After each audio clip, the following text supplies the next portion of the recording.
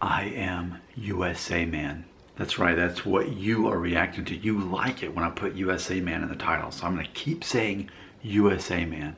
I used to say the famous American, but USA Man, I get more mileage out of that one. Here's what I wanna do. I wanna take a look at this comment that I received in my real time. I got this yesterday from a long time supporter of my channel. I'm very open about the fact that I'm a talk show host. That's all I am on this YouTube. I talk, I make money from the ads that come in. Like any talk show host, I'm making money from having conversations. But yet, what's interesting is these are interactive conversations because I actually learn a lot from my viewers and get a lot of good ideas. And I want to say that exactly about one of my viewers on the video I made called "Has This USA Man Traveled Internationally Further Than Viewers Who Leave Comments?" One of the most common comments I receive from viewers is, you should do your research, which is ironic because that's ultimately what these videos are. And then number two, you should travel more. So what's funny is I actually I predict, have traveled farther than most people who leave that exact comment. So I want to point out this comment that I received from Miguel Gonzalez. Again, he has been a strong supporter of my channel. He watches most of my videos, leaves comments on most of them, which only increases my ad revenue, which only increases the relevance of my videos. So I'm very grateful, and I love this idea. He is spawning a series because of this comment. So Miguel Gonzalez had this to say, quote, "The problem is that you travel to places that you don't talk about, but you refer to Spain and Italy constantly. You'll always have a gap in your knowledge right there.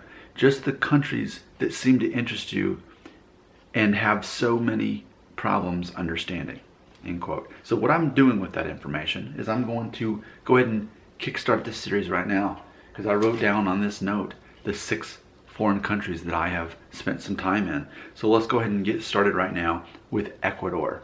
So the takeaway from Ecuador, and I went there summer of 1998. It was the summer right before my senior year of high school.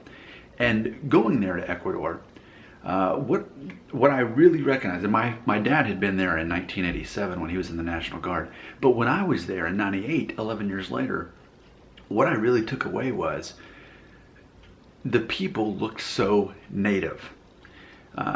When here in the United States, when we often think of people who speak Spanish, especially people in nations south of us, we think of someone who resembles someone who looks like the average Mexican American here in the United States. But specifically in Ecuador, it's very obvious that how much native DNA they have is much higher. The percentage is much higher there.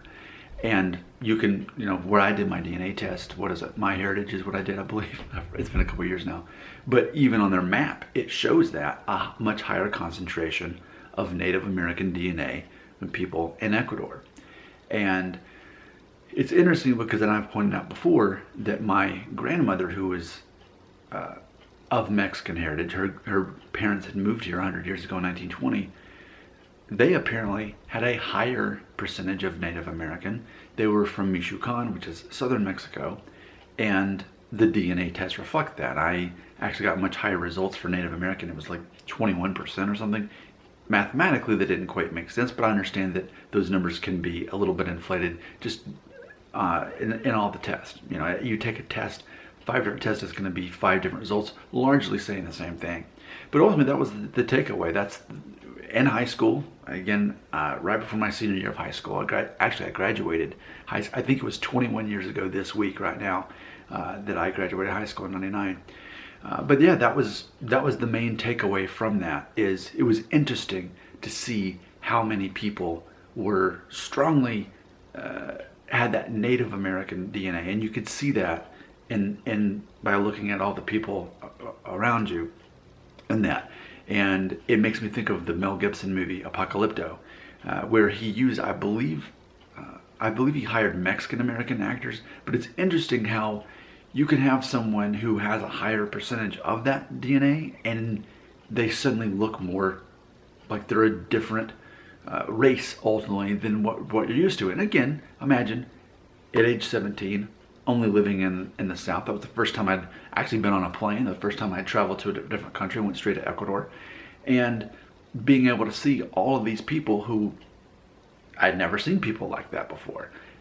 And to have that many people around me, and it was the first time I was one of the few white people there. Not that anybody said that to me, but ultimately that was my first observation about it. I'm happy to talk a lot more about Ecuador and why I went there. I just said Ecuador. I'm happy to talk much more about it.